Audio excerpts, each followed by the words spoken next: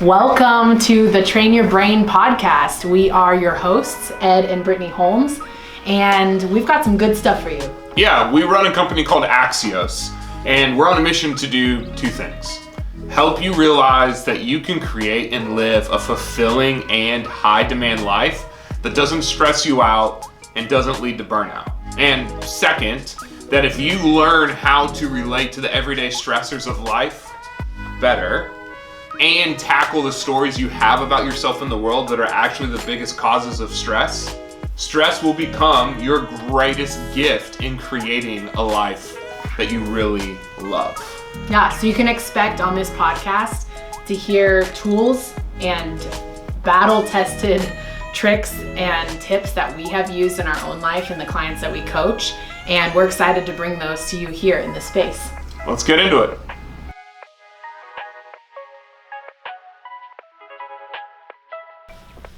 All right, today we are talking about stress. And that's kind of what we talk about. It's the main thing that we talk about in this podcast, Train Your Brain. Yeah. And so today, specifically though, we are talking about how the stress we experience in our everyday life actually has very little to do with the event or the person, situation that has caused me to feel these uncomfortable emotions, and has a lot more to do with the story that I tell myself about that event. Yeah, because we don't understand the process of stress, and we're gonna get really technical at the start and parse out some definitions. Ooh, parse. That's a good word usage. It's a good word usage. My English major father would be proud of me. We're gonna parse out some definitions. It's gonna help give context to this fundamental truth. Stress is a story, right? So we talked about this last week. Talked about our comfort zone, homeostasis, this comfy, cozy spot of perceived control and safety. And our brain creates that because our brain doesn't want us to grow. No, it wants us to stay cozy. It wants us to stay little cozy cocoon. Our brain's dominant commitment is our safety and reproduction. Yes. Keeping our flesh suit alive. Flesh suit. And we know we're in survival mode when we want to look good, feel good, be right, stay in control. Ooh, okay. Those are good. That's a whole other podcast. I was going to say, are we trying to get into that right now? No, we're not going to get into that right now. Okay. But you can tell, I can tell that I am firmly within my comfort zone when my actions are motivated by looking good, feeling good, being right, and staying in control. Yes. Right? i.e. survival mode. Yeah. So, any change in comfort zone or homeostasis, anytime we open up the door to our comfort zone, we've set a goal, we're going to go get after it. Right. We will experience discomfort. The space between where I am and where I'm going, the goal I've set, is filled with pain. Yeah. Right? Surprise. And I speak a lot. It's like a confetti cannon. Yeah. Pain! Yay! I speak a decent amount, and I bring that topic up every single time I speak. I feel like it's something I'm obligated to talk about. Yeah. And every single time I say, all right, what's the gap between like your goals and your current reality filled with? And people are like growth, motivation. It's pain. It's pain. And then the energy on the talk just kind of like dissipates for a second. Yeah, I'm like, everyone's so confused. Everybody's so confused. So we open up the door to our comfort zone. We exit out of it. So either we choose it or we don't. Life brings something to us that disrupts how we experience ourselves in the world, right? I think that's what's interesting. I know it's a little bit of a side tangent, but life will bring pain and growth to us whether we ask for it or not. Well, yeah, I mean, life inherently is uncontrollable. Right. And so it is inherently stressful. Right. So we can either choose into the growth, like the pain of growth, or it will be demanded of us. Yeah, like a stress-free life is a misnomer. First of all, it's a misnomer because life is too uncontrollable. Right. Second, it also is a boring life. Because all of the things that bring me joy, excitement, and fulfillment are a change in homeostasis. Yeah, 100%. They are a change in my comfort zone, right? So, my brain views any change in my comfort zone or homeostasis as a threat. The psychological term for that is a stressor. Right. So the change, the event, the thing is a stressor. My story about the thing is stress. Yes. And I know that's two very big differences. Yeah. These definitions matter. So my brain's priority is the comfort zone and homeostasis. Any change in that is a stressor because it's a threat. Right?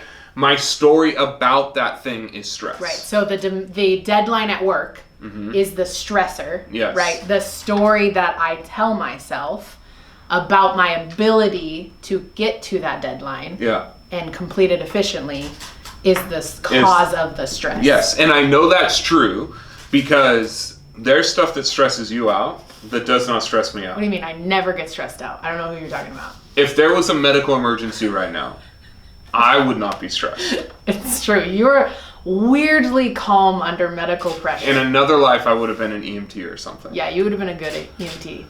There are things that stress me out that does not stress you out. Correct. Like chewing. Oh, gosh. I do not like the sound of chewing just really stresses you out. Yeah. Or traffic. Traffic really boils me over. Yeah. Chaps my hide. And I'm like, babe, it's fine. Yeah, you're fine. We're going to be there. Yeah. It's a story. Yep. So a couple examples of this. When we talked about this, we touched on this a little bit last week. When we started going to CrossFit, right? Like, you were so stressed. So stressed. You were stoked. You were maybe a little bit nervous, but you weren't stressed. Yeah. You'd been wanting to do it for years. Meanwhile, you're having to pep talk me in the car because I'm bawling my eyes out 10 minutes before class starts because I'm so afraid. And then here we are 5 years later, and CrossFit is our dominant source of community and friendship. Yeah. Right? So as you learned how to relate to that thing better, it didn't stress you out anymore. Yeah. The stress was a story. Right. Not that there's still, I said this last week, not that there's still moments that cause me stress because it's uncomfortable and pushes me out of my comfort zone physically. And it is something that's so a part of our life that it is just something we do. Yeah. Because I've seen myself do it so many times now. So here's the big principle. All events in our life are inherently neutral until we assign a meaning to them. This is hard. This is honestly one of the hardest things to recognize, especially when we are in the height of an emotional stress response. Yeah. Well, and the other thing that I find really interesting is we've identified generational stress responses. Yeah. Where things that stressed our parents out in the story they had about that thing. Right. Now stresses us out. Yeah. Because we have just always associated that topic is stressful. Yeah. Or other habitual stressors can be things like the holidays, right? Like this is a big one for people where anytime Thanksgiving starts rolling around and we start getting into Christmas, everyone's like, we work with people where literally they can feel it, the tension in their physical bodies as that time of year starts to come because they've experienced like discord or missing family members or financial strain, whatever it is. And so even a time of year can bring up habitual stress for you because of the story we have about that event. Yeah, or vacation or tough conversations in your relationship. In our marriage, we were both deeply fiscally stressed. And that was something we didn't even know how to talk about. Yeah. Right? Because of how strong... And the tiers of that, where there was a story about money for both of us that made it hard for us. We were stressed individually about our money. Right. And then it perfectly fed into each other's stories. Which then our conversations weren't healthy around that. So then we were stressed about the conversation as well. Yeah. Right? Yep. So then why can't we talk about money? Well, there's all of these layers of story. So. Which, by the way, if you're watching this and you're like, ooh, my partner does this, or my coworker does this, like they're stressing themselves out because of their story. You know what will not be helpful? It will not be helpful to say, hey, why don't you calm down? Do you know that this actually doesn't have to stress you out right now? It's just your story. Probably not a good thing to do in that present moment. Yeah, the better question to ask is that true? Yeah, that is gosh, that reframe process is a whole episode in and of itself. Yeah. Good thing we're putting podcasts out weekly now. Yeah. Yes, because that question is really powerful. Because again, my brain, our brain's job as humans is to prove that story true, right? So it is looking for evidence everywhere. If you were to imagine this tabletop as the story of like, money is stressful, right? Like money causes problems. I could have any number of supports of legs underneath this table that are pieces of evidence that I've experienced in my life that support that story, right? Like my parents fought about money, or Christmas was always tight, or, you know, I can't ever hold a job, whatever it is, right? My brain is constantly trying to pull pieces of evidence to support this story. Yeah. And so when we can start to question, when we give ourselves room just to approach this with curiosity, which curiosity is going to be its own episode. This is something you'll hear us say often, don't pick up shame, pick up curiosity. So like a scientist observing a monkey in the zoo, what if I just take a step back and ask myself, is that true? Can I be certain that that's 100% true? That the story I've been telling myself about this thing, about this situation, is absolutely true? Because I can promise you 99% of the time, you can't be certain that it's 100% true. Yeah, we're just looking to put a scratch in the record. Exactly. We're used to playing these stories. I think a thought, and then I invoke emotion, starts a story, right, a belief, yep, and then that dictates how I show up in the world. Yep. And what we're looking to do is put a scratch in the story. Right. So, I know I jumped us ahead a little bit. Yeah, no, we have some fundamental tools that are important. The story we ask you to start with is making this switch. Life does not, I'm going to look at the camera for this one. I'm still getting used to these being on camera. I know, but this is new for us. Life does not happen to you. Life happens for you.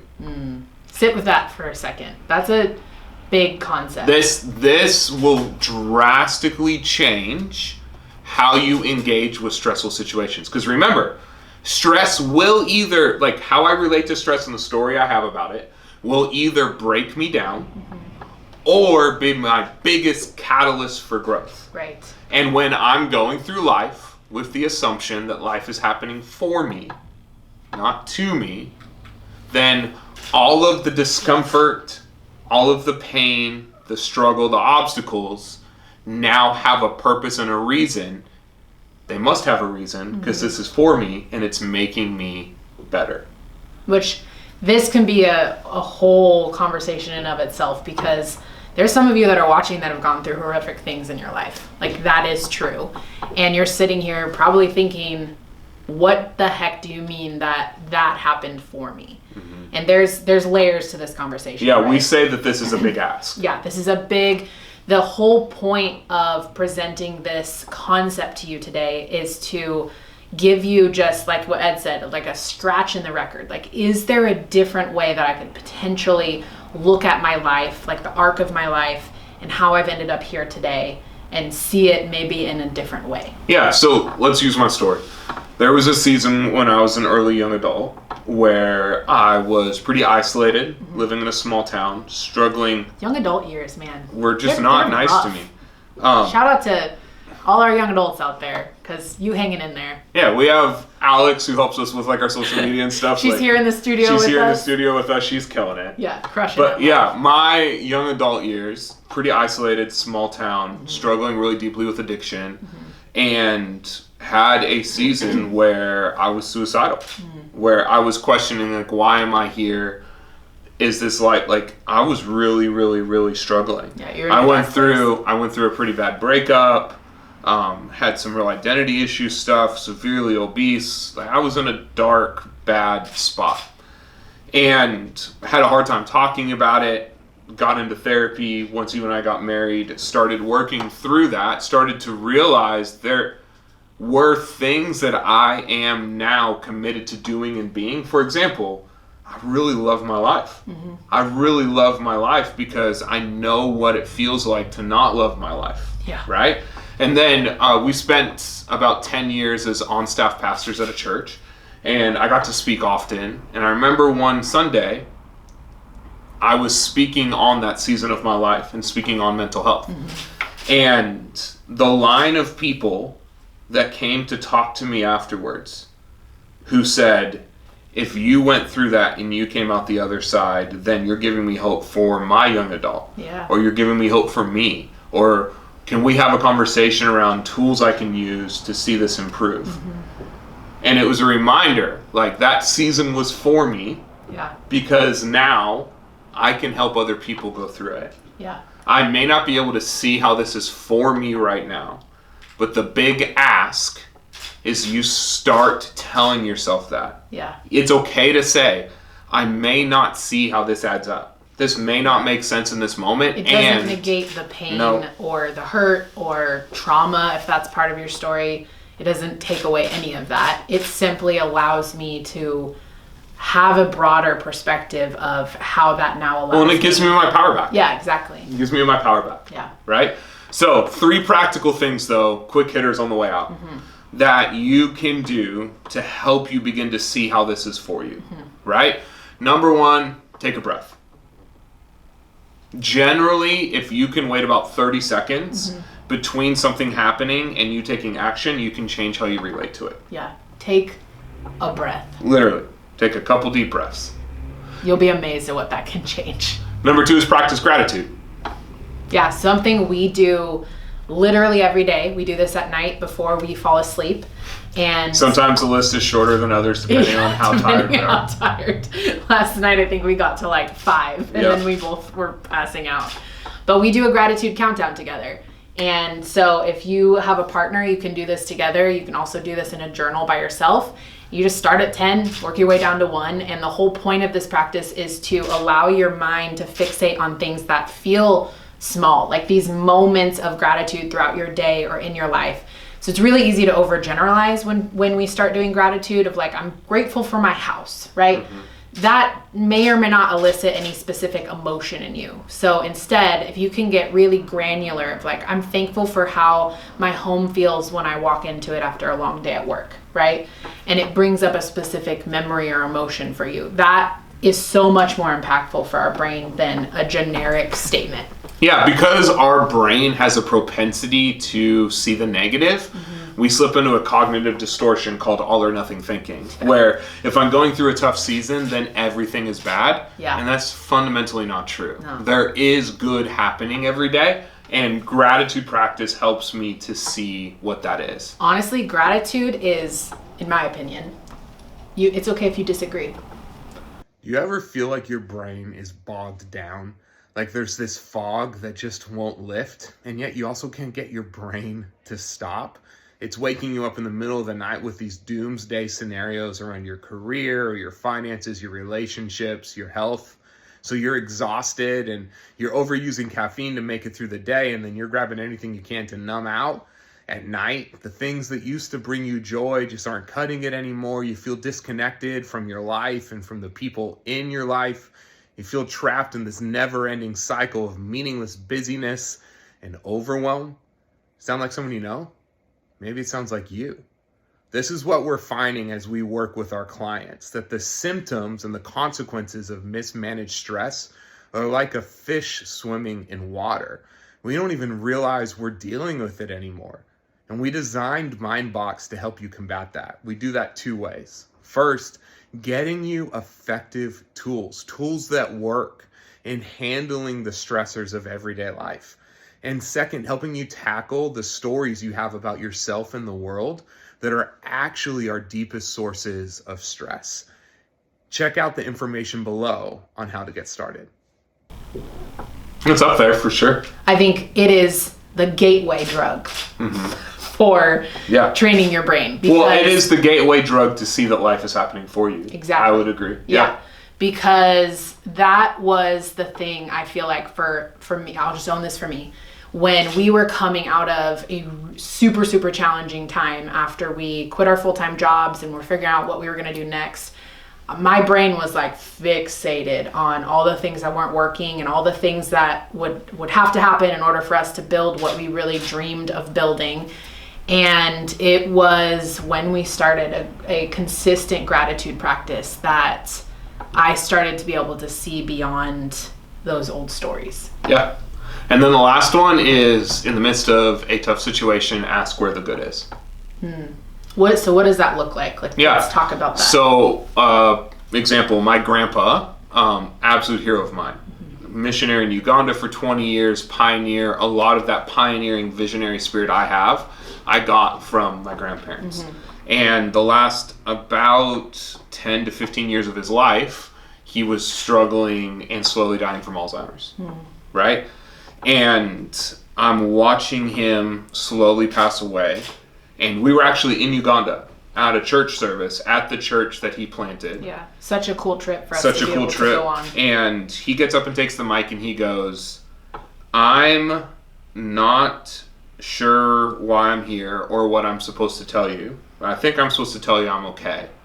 And that it says in scripture, in the Christian scripture in the Bible, I've never seen the righteous forsaken or God's people begging bread. And as I was sitting there, I was in another tough season of life. And I had developed this whole narrative that life was happening to me. And watching my grandpa be resilient and stay hopeful in the midst of that helped honestly convict me of my attitude and perspective. Right. And then I remembered that when my grandpa was diagnosed, there was a phone call from my mom. She had just met with the doctor and she goes, your grandpa has no gray matter in his frontal cortex and he should be a vegetable. Gosh. We don't know why we still get to interact with him. Like, he is a medical miracle. Because I was so fixated on what wasn't happening, I was missing out on the fact that every day I got from my grandpa was a gift. Yeah. Right? That he never didn't know who you guys were. He passed away still knowing who we were. Right? So that's a serious one. A funny example. We had this really annoying lock on our back door that kept dying. Oh my God. Until one day we got fully locked out of our house and had to call the locksmith. That was a fun time. And as we were standing there, we could have been working and we just kept putting off dealing with it. And we learned, the first time something starts showing signs of breaking, we replace it. This is the good that came out of being locked out. Yeah. Right? There is always, if I pause and ask the question, what's the benefit, where's the good? It may take me a while. Yeah. And it's okay if it takes you a while. And it's also okay if you can't see it personally yourself. If you need someone in your life to help you see what some of those good things might be. Yep. So that is plenty for you today. So let's high level recap the main points from today and then where we go from here. Yeah. So stress is a story. I know that's true because you have stuff that stresses you out that doesn't stress me out, and vice versa. It's a story, and it's one that I can change. Yeah, it's one I can change, and they're habits. Yeah. When I think and feel this, I tell myself this story. Stress is a story, and it's one that I can change. Practicing things like gratitude, taking a breath, looking for the good, will begin to put a scratch in the record of the stories I'm used to telling myself. And the fundamental story that we're going to help you make if you work with us for coaching is to move from life happening to you to life happening for you. Because that change alone will help move stress from something that's breaking you down to something that makes you better. Yeah, to an actual catalyst for your growth. Yep. So we would love it if you would subscribe to this. If you're watching on YouTube or listening on your favorite podcast platform, please subscribe. Please rate and review our podcast. That helps it get in front of more people. We create these not just for our own enjoyment, which we do enjoy them, but we create them so that they help you and help more people. So share this episode with someone you know that it would be beneficial for. And next week, we are getting into a big topic. It's going to be kind of a back-to-back episode. We're going to leave you on a bit of a cliffhanger next week. Yeah. We're going to tackle this idea of numbing your stress and kind of what are, again, our brain's go-to responses to disassociate and to keep us comfortable. So we're going to get into what that looks like and some strategies for it next week.